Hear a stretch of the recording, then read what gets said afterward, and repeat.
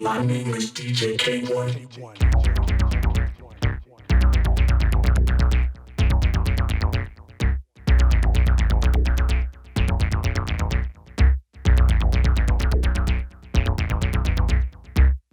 DJ K-1.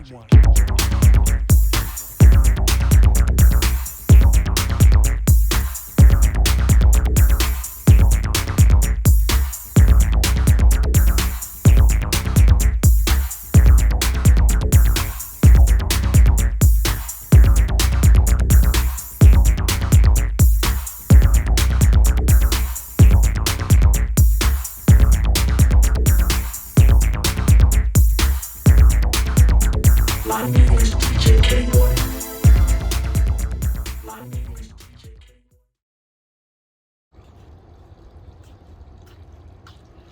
Hey, what's up, everybody? Welcome to episode 70. That's 70, K1 Agenda, September 3rd, 2021. Episode 70, can you believe that? 70 episodes, 70 straight weeks since the pandemic. But first of all, I'd like to say, first off, what we have coming up this week, starting today, the new Optic Nerve Uncharted Lp t-shirt will be sold on the merchandise page, so please pick that up. There will be a 35% off sale starting September 3rd, 4th, 5th, 6th, 22nd, 23rd, 24th, 25th, 26th, 27th. Please write that down. It's 35% off everything in my merchandise store, which I do this every month. So pay attention so you can get the cheapest prices. You can get everything, and you'll see coming up later in the video all the stuff that's available. T-shirts, hoodies, cups, mugs, stickers, you name it, phone cases, everything. So please remember these dates. They're very important. You can save 35% off on everything. And the sizes range from extra small to 6X. 6X. You can't beat that. Everybody, please take advantage of that. And these are shipped out all over the world. Not only all over the world, they're shipping from different places all over the world, so it keeps the shipping down. So please take note of that and jump on that. Also, this is my 10th week of workouts, which I've kind of slowed down because my aunt is here cooking good food, man. Woo! That's all I gotta say. Cooking good food, so that food, somebody gotta eat that food, and I'm the one to do it. So I'm telling you, man, I had a great time with Aunt Doll. She's a sweetheart, man. She cooked all this food, man, and man, it's delicious. I'm eating. It's like having a Thanksgiving dinner. Also, I want to say I have one last outdoor project to do, which is the painting of my deck. Before the guy comes in finally finishes up the deck, I'm gonna paint it.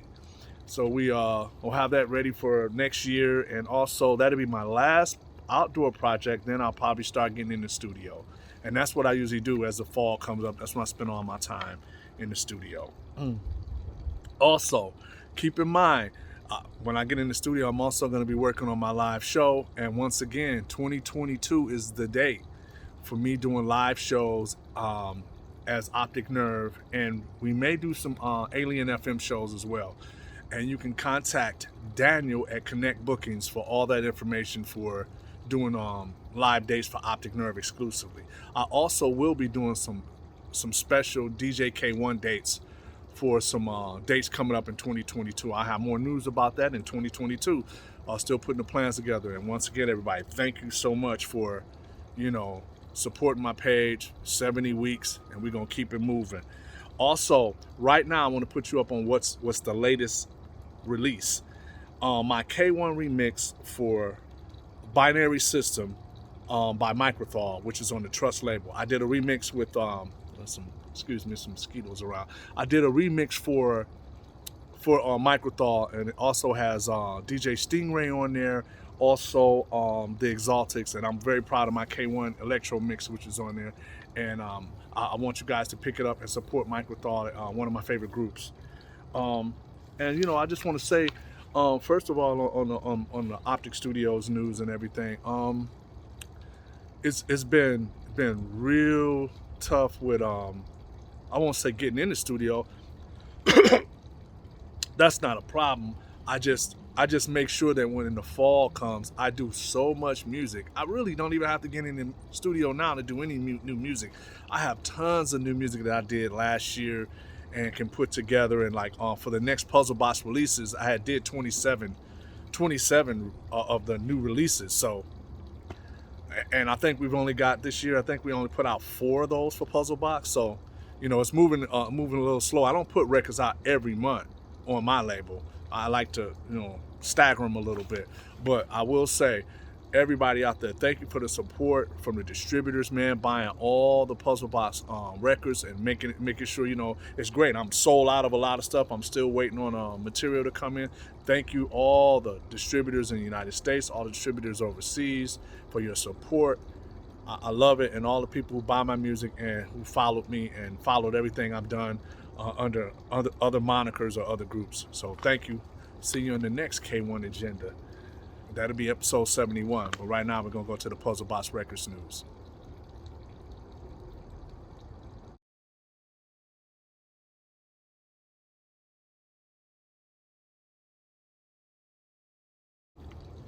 Hey everybody, back with Puzzlebox Records news. First off, once again, Pbx-3 Face Your Fate with Black Tony. Sold out. Still waiting on my repressings from Archer, man. I got so many records being repressed from Archer. When we go pick these up, man, it's going to be a big truckload to get all these records pressed. But that's a great thing because I'm sold out of them and the distributors want them. Just have to get them back in stock. That's Pbx-3 Face Your Fate. Sold out and being repressed. Also, Pbx 8.5 Electropathics EP with me featuring Black Tony on vocals as well. That's repressed. That's being repressed and it's sold out. So waiting on Archer, and hey, I'm nothing but patient because Mike and the guys at Archer do a great job, man. And it's not just me getting records pressed. It's lots of other artists. So you got to be patient and wait. And I applaud those guys for doing a great job. I always had a great relationship with Archer, and I think they do a great job. Also, Pbx-4 Automaton Ep Repressed. It's shipping now, but I was supposed to send out a newsletter last week and I haven't gotten around to it. I think I'm going to wait before I send out a newsletter of all the stock because I want to wait till I get everything back in. So keep in mind that's repressed and it is back in stock. Also, keep in mind the Mechatronica Records EP that I did with myself, Anthony Rother, and DJ Digital from Detroit. Pick that up. It's available. It's called a Robotics EP, and once again, that's on Mechatronica Records. So pick that up. Also, get ready. I just promoted that this week. My collaboration with Slam is coming soon. It's going to be digital download and also available on vinyl. They also did collaborations with all the artists on Slam. I'm sorry, not on Slam, but on Soma Records. So look out for that. And I think the track is called Machine Conflict that me and Slam did. So get ready for that. Also, just saw him a couple of weeks ago, DJ Godfather. Pick up that Electro Ghetto Tech. It's still available on Database Records and also distributed by Clone Records. So pick that up. Also, remember my 2 releases. Well, my first release on Soma Records, Optic Nerve Far Away, 12-inch with the great artwork done by Kyle Irving. Great artwork, man. He brought my vision to life for what I've been trying to do for Optic Nerve for all these years. Pick it up.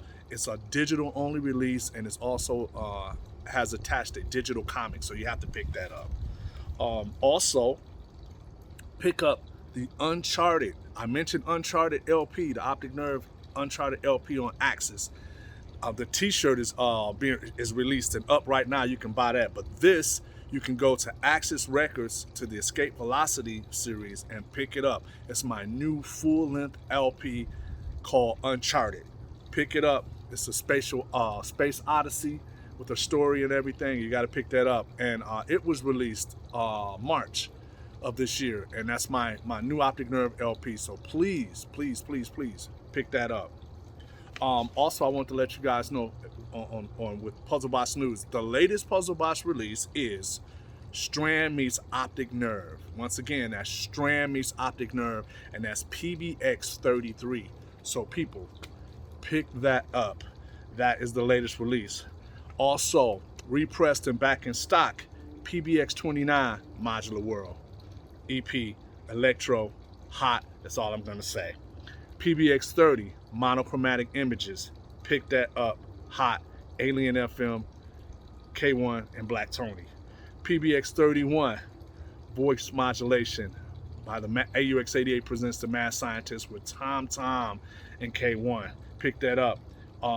There will be a newsletter going out very soon, and I will have more news for everybody where you can purchase. I'm gonna have a list of places that carry all the music, and so whenever you want to get any of the music that's on here, man, send an email to puzzlebox@puzzleboxrecords.com. I'll tell you what countries have it, where you can get it and everything. But right now, I'm still waiting on all the presents from Archer to come in so we can have all that stock, man, so that people can start buying it. And it's kind of cool because it's coming around Christmas time, get everything together, man. And plus I have another surprise. There's another Puzzlebox release coming out, a special one that I'm waiting for Archer to finish as well. So once again, see you on the next time.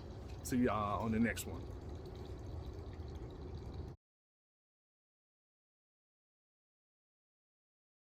Everybody, listen, 35% off at least 2 to 3 times a month on all this product. Like I said, t-shirts, mugs, coffee mugs, cups, pillows, tapestry, hoodies, baseball shirts, short sleeve shirts, phone cases. Man, you can get so much, and it has all the designs for all the logos that I've done over all these years, and I have more coming.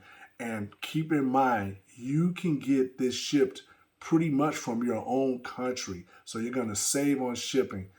Pick the stuff up now. Go get it. K1 out.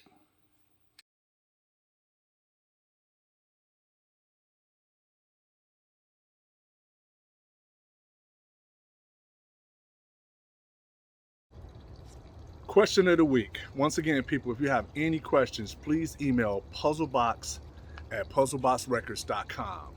Once again, puzzlebox@puzzleboxrecords.com. Question of the week is, what are some of the other artists you would like to collaborate with in the future? Well, first of all, I've already made contact with him. I want to collaborate with Kirk DiGiorgio, man. I'm a big fan of Kirk DiGiorgio, man. I love his music. I love all the stuff that he's done, man. His production and mixes, man, is amazing. I also want to work with DJ Stingray, who has like, man, just supported me from the beginning, man, and just gave me love. And then I just love what it is that he's doing, because he really loves electro and he promotes everybody's stuff. That's what I love about him. He promotes everybody's stuff, and he sends me tracks, man, and his new stuff is amazing. So I can't wait to either work with him in a remix capacity or a collaboration. That would be great. Also, another person I would like to work with, Moody Man, Kenny Dixon Jr. Man, Kenny Dixon makes so much amazing music, and I haven't always just did techno and electro. I've done like some houseier type, you know, bougie, smooth type music and stuff. And I just admire him, man, for everything that he's done with, you know, with his DJing style, his concepts, and everything that he's came up with, man.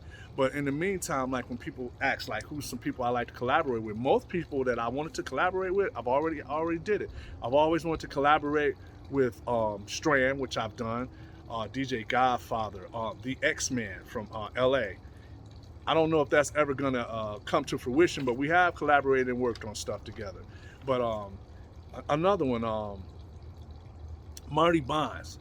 I have something coming out with Marty Bonds, people, that's amazing, and I'm so proud to, you know, have him, because he doesn't understand how much of a fan I am of his music, man. Marty Bonds, I'm really proud of that.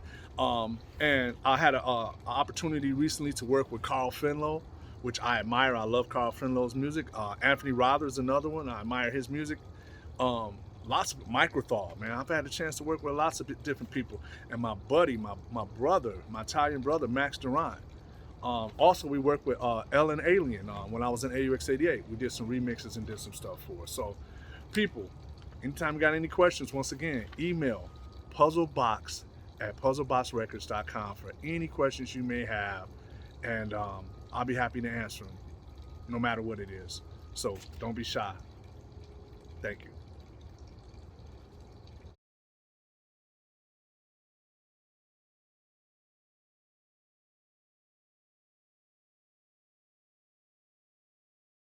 Old pick and video for this week.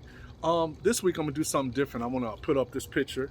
I call this "Black Boots Kicking at Your Door," which is one of Tony's lyrics to one of the tracks we've done. Here's a vintage picture of me and Tony doing a show. I believe we were in Ohio somewhere performing, and we were so tired because we had been touring and stuff, man. We was like, hey, on this one, give us some chairs. We was really tired. So this is just like showing us, man, like just doing stuff live, man, and gelling together, man, having fun. And this is a vintage picture, which I really like that. It was a lot of fun touring and doing stuff with Black Tony, man. I had a ball. Also, this is another vintage picture. This is one of my favorite pictures that I really love. This is what the original Optic Nerve would have looked like. Check this out. This is a vintage picture of Gerald Sims, the late Gerald Sims, who was killed. Who was killed in my one of my studios that I had. Also, I'm in the middle, and there's Black Tony. So this would have been what Optic Nerve would have been when before Gerald passed away. We're going to be doing a tour. I just got an album deal with Omnisonus in Paris, and yeah, this is a great picture. We're taking some publicity shots to give to them for magazines. And once again, I got to send a special shout out to Cedric Azenkoff, who made that happen, who actually got me the album deal. And this, once again, this picture means a lot to me because this is what the original Optic Nerve would have been. And this would have been a great opportunity and a great band. So thank you guys for checking this out. But as always, I want to put you guys, I'm getting a little choked up because Gerald Sims was a good guy, man. And I hate that I didn't care about stealing the equipment, but to take a human life was just a waste. But on another note, let's just get to the video for the week, and that is once again off the Portrait of Electronic Band AUX88 documentary, 10-hour Blu-ray with a watch and book inside. And here we go. I just wanted to say this was a video about AUX88, and this video explains why the lineup changed so many times. Check this out.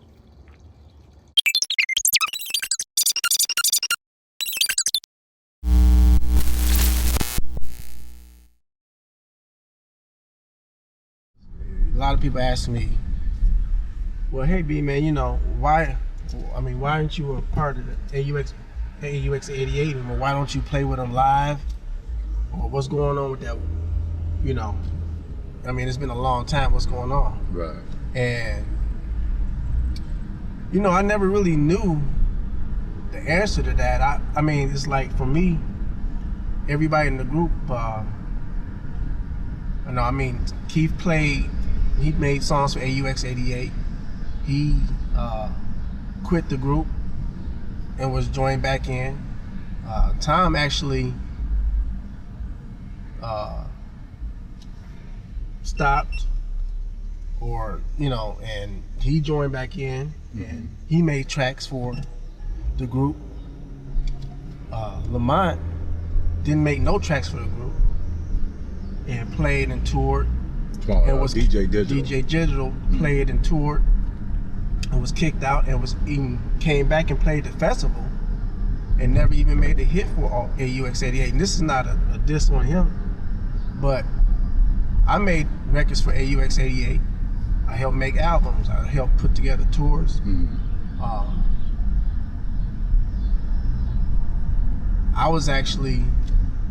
I quit, but for a good reason, I thought at the time. Right. But for whatever reason, I was never asked to come back. And I just never really figured that out, because the people who do play with them live has never made any of the history of not only the group, but the labels that they were on, or wrote anything or mixed anything for the group, but yet they get the opportunity to tour with the people that I've been on all of my life and making music with all of my life. To answer the question of the continuous change in lineup, I could say from working in Optic Studios together as a whole, we've always been what Positronics, BJ, quoted something to me over the phone, that we were a functional dysfunction from the get-go. We weren't on our shit. You know, we were taking it like we just happened to be separate musicians in different genres that loved to do something else, that were young at the time and just didn't take it seriously. And at that time, techno was still in its infancy. It was still growing. So it was certain aspects that people just didn't take serious. And maybe it was youth, maybe it was ego. I don't know. You know, my whole thing, me personally, it was youth. Never had so much of an ego. I've always reached out for somebody else. But once I don't see that coming my way, I'm just done with you. I'm the fuck it man. I'm quick to say fuck it and move on to something else if it's not going that way or my voice is not being heard. And in that particular instant, when we were at the studios, there were many times when my voice wasn't being heard. You know, it was just certain positions that I wasn't ready to tackle or want on my own. It was just certain things that I wanted to do. It's like building a resume for yourself, and you get there and be like, hey, this is what I got to do. And the person that you interview and say, well, I understand all your qualifications. Would you like to do the dishes? No, motherfucker, I don't want to do the dishes. So that was my whole take on it. And I just fell out of it. I fell out of love for wanting to work with some other people. They just didn't have that passion to want to do it. And I can't say at that time that everybody was really feeling techno. You know, we got people, the funny thing about AUX88 is everybody is talented beyond belief in other genres. And what we were doing with this project, it was looked upon like, oh, I can do that shit. You know, like it wasn't nothing. It wasn't taken upon like this can potentially influence somebody or be taken to the street matter. You know what I'm saying? Where we had an opportunity to have something that can be played anywhere.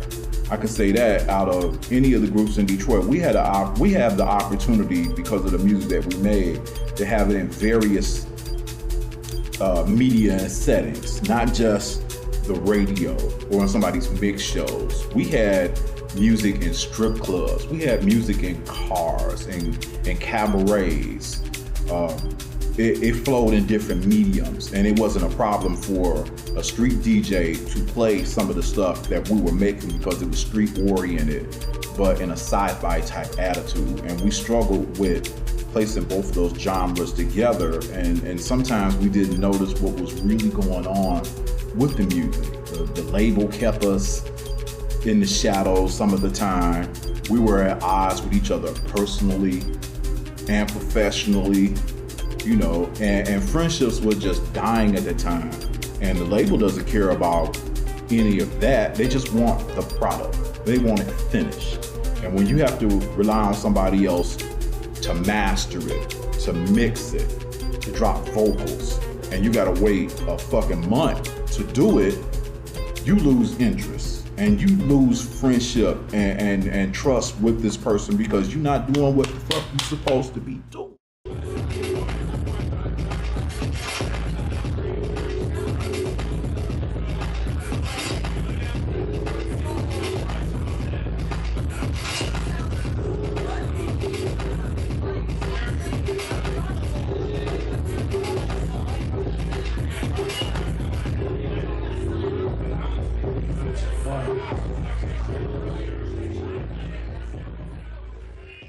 I never really got a clear answer from nobody. Not that see, my thing was, I can understand the being a money issue because I know how touring goes. I've toured a lot myself, both with the group and without the group. So I understand how the economics of it go. I mean, I would never want to cut into nobody's money, and quite honestly, you know, promoters have their limits to what they're going to do for whatever group that they do it with, for whatever reason. Some people can tour with 10 people, and some people can tour with 2. Right. I mean, I understand that. So, but you know, never to really have a clear answer of why. A lot of groups were breaking down. It was always a focus on, as far as a label standpoint, how can we make this streamlined to save money? This is what the landscape is in the music business at the time. So for it to infiltrate us would be no big surprise, you know. But I can't speak for the label because we didn't have a relationship anymore. As far as the label, they weren't talking to everyone. There was only a few people getting information, and whatever information they're delivering back to the label took that, is signed, sealed, and delivered, not knowing that we're not really a group at the time. I don't know why a keyboard player who hasn't played or made any contribution to the group and had any impact or made any hit records or made any kind of show efforts or things like that can be asked to play with the group at anything. And I'm in the same city, know these guys' numbers, and have made records with them and music with them and have mixed for them and mixed with them, and never be asked to play with them after I had left the group, and they have also left the group and back in. That I can't figure out why that guy would be able to play and I wouldn't. I couldn't figure out why a DJ who never made a record for the group, who never had any contribution for the group, I could never figure out. This guy gets an opportunity at whatever reason, whatever intervals, right, to play at certain times for whatever reasons. It just didn't, I couldn't figure it out. When everybody else had a turn to come back in and participate on the record. If it's money, then I'm cool with that.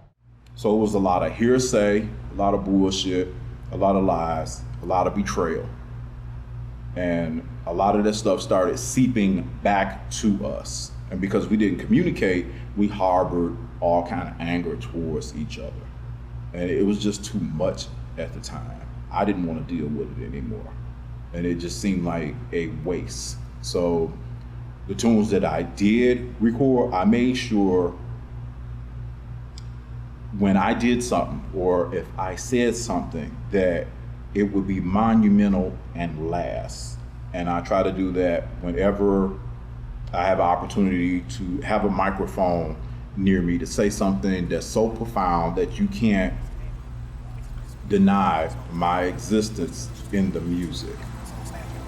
So my whole thing is to make my identity stand out.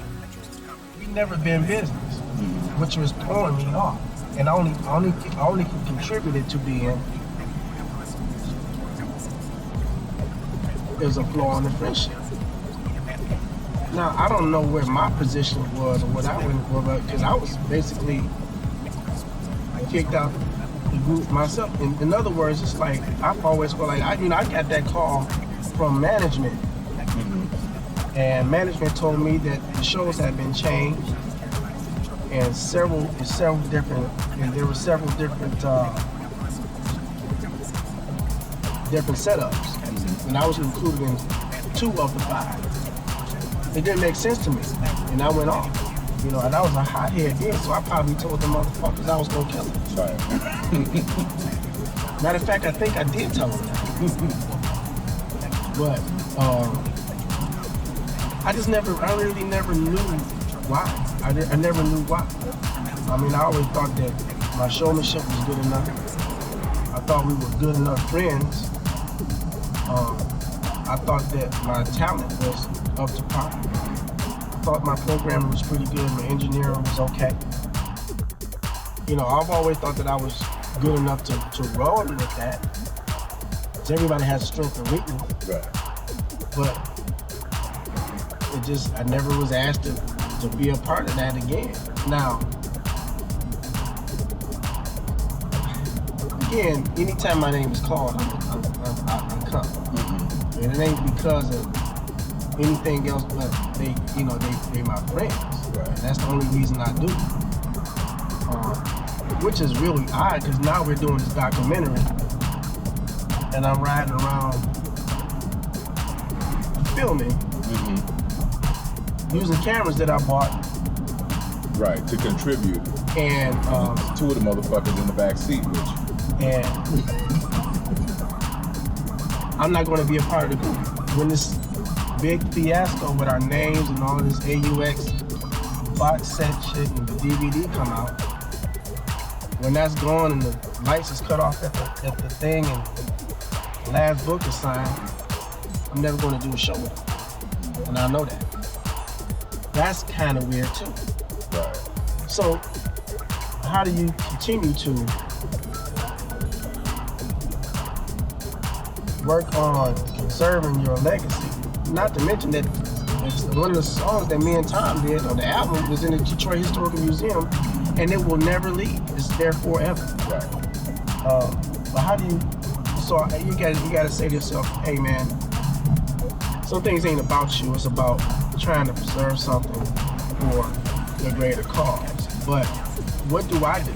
I mean, I can do my positronic stuff. That's easy. Do I want to do it by myself? No. Can I do it by myself? Yeah. Would I rather do it with friends that I started off doing this stuff with? Yes. Will I end up doing it that way? Probably not. You know, it's just weird, man. And nobody's ever given me a clear reason, like, okay, this is why you're not. This is why you will never be on stage with me again. Never got any closure. I want to hear it from Keith Tucker. I would like to hear it from Tommy Hamilton, and I would like to hear it from Anthony Rother. That would. Either way, I'm good. Mm-hmm. But it's like the big elephant in the room. Right. Why did the lineup change over the years for Aux 88? The simple fact that there were some members who wanted to pursue their solo careers. I mean, we went from 4 to 3. No, actually we went from 4 to 2. And then to another 2. Then a 1, which was me. And then back to a 2. So I have to say, we are musicians, man. We grow. We want to do other things. And sometimes, depending on the time frame and the time of where Aux 88 position in the in the music industry, sometimes it doesn't work out best for. I mean, you sometimes you don't see eye to eye on things. I mean, it's just plain and simple as that. And you should grow as a musician. You should want to do, take it to the next level instead of staying at at one spot. So sometimes members just don't, disagree. Everybody agree. I mean, it's just part of life.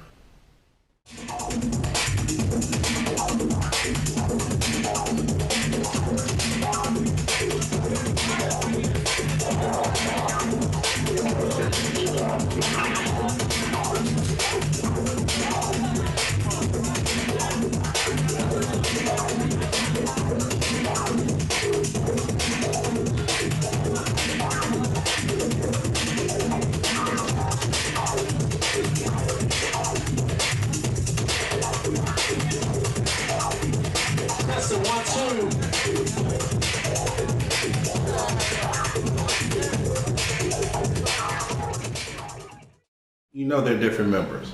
Now, how you all interact really didn't make a difference because it didn't change the music. And the main thing was the music. It didn't matter who did something, where, or what, but as long as the music came out bumping, that's all really was a concern. You know, if I'm gonna get into a conflict with somebody, I want it to be over wanting things to be the best that they can be. So I appreciate that. The other thing about it is, in the midst of that, and again with time, one of the things about Aux that stuck with me for the duration has been conflict, and I'm going to say that in terms of when I first came into it, and Keith wasn't in the group, and you know, all kind of different reasons as to why that was the case and whatnot. To the stories I heard later, you know, going into the future, and seeing how folks would leave and come back and then leave and come back. You know, what was really the thing about Aux 88 that really had a big impression on me was the fact that in the midst of all this conflict, in the midst of all this fighting and arguments and whatnot, these guys kept making music and they kept playing. And I think, honestly, any other group that would have gone through that much wouldn't be still around. Folks would have said, you know, that's it, and gone their separate ways, and that would have been the end of the subject. And yet, some kind of way, for some reason, these guys managed to come together, even in the midst of conflict, and keep making music and keep performing.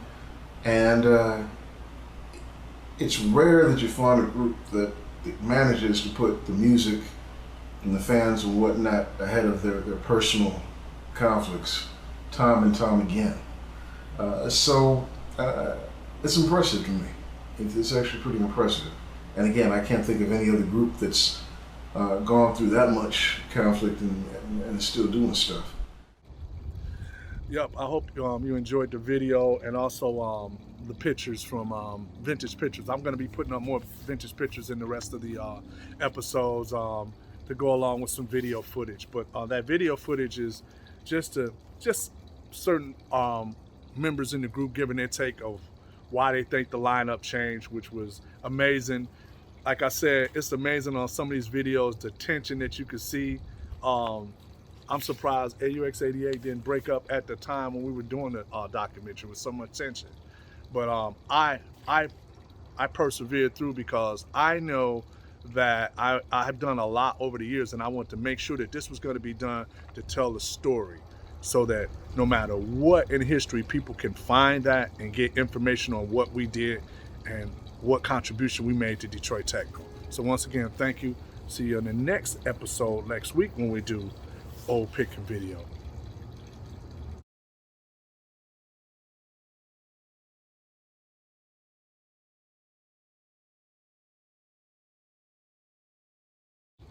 Shout outs this week. I'm gonna shout them out. I think I'm gonna do this every week, man, because I don't understand. I know the internet and the World Wide Web is a big place, man.